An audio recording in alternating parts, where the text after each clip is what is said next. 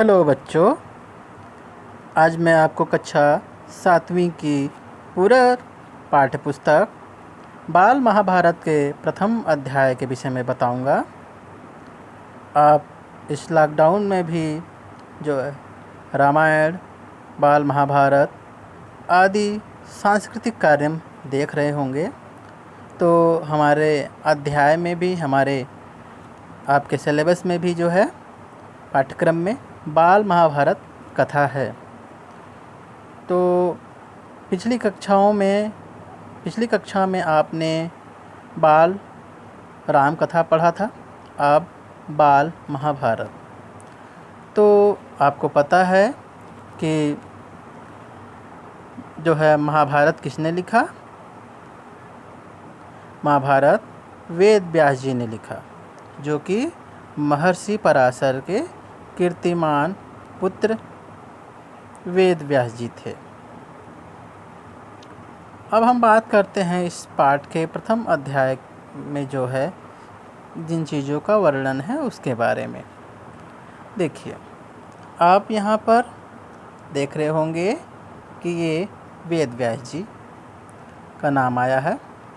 व्यास जी ने महाभारत की यह कथा सबसे पहले अपने पुत्र शुकदेव को कंठस्थ कराई, मतलब याद कराई, और बाद में अपने दूसरे शिष्यों को।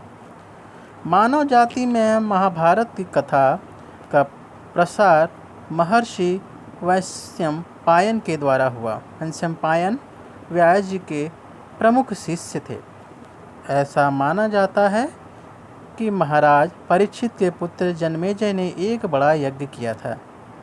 आपने बहुत सारी धारावाहिकों में और टेलीविज़न में आपने देखा होगा अगर, तो उनके पुत्र थे, परीक्षित जी के पुत्र थे जन्मेजय। इन्होंने एक बहुत बड़ा यज्ञ कराया था। इस महायज्ञ में सुप्रसिद्ध पौराणिक सूत जी भी मौजूद थे। सूत जी ने समस्त ऋषियों की एक सभा बुलाई।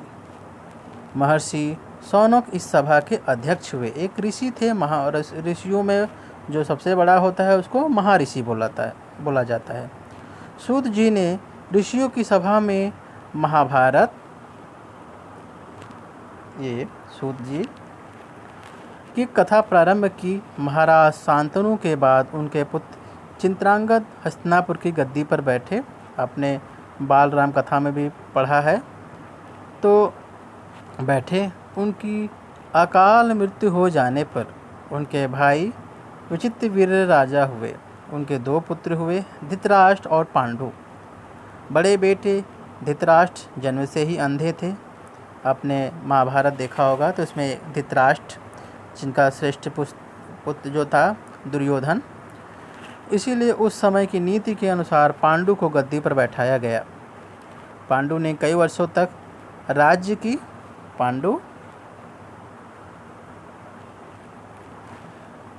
2 रानियां थी, पांडु की 2 रानियां थी, कुंती और माद्री। कुछ समय राज्य करने के बाद पांडु अपने किसी अपराध के पश्चाताप के लिए तपस्या करने जंगल में गए। उनकी दोनों रानियां थी, उनके साथ ही गई थी। वनवास के समय कुंती और माद्री ने 5 पांडवों को जन्म दिया। कुछ समय बाद पांडु की मृत्यु हो गई।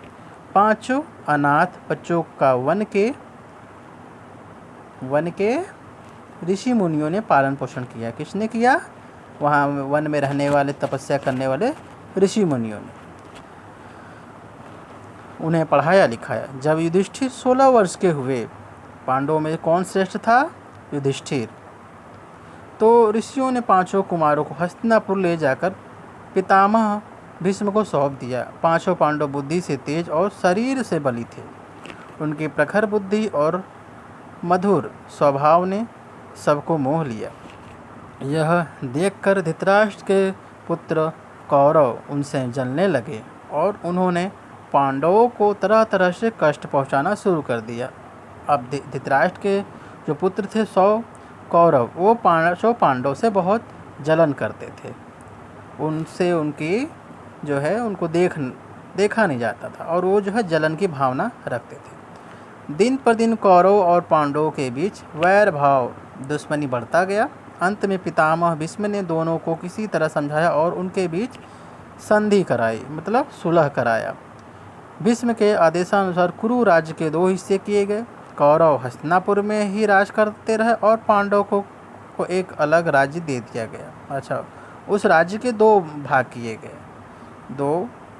एक जो हस्तिनापुर में कौरव रहने लगे और जो इंद्रप्रस्थ था वहाँ पे पांडव लोग रहने लगे, जो आगे चलकर इंद्रप्रस्थ के नाम से मशहूर हुआ। इस प्रकार कुछ दिन शांति रही।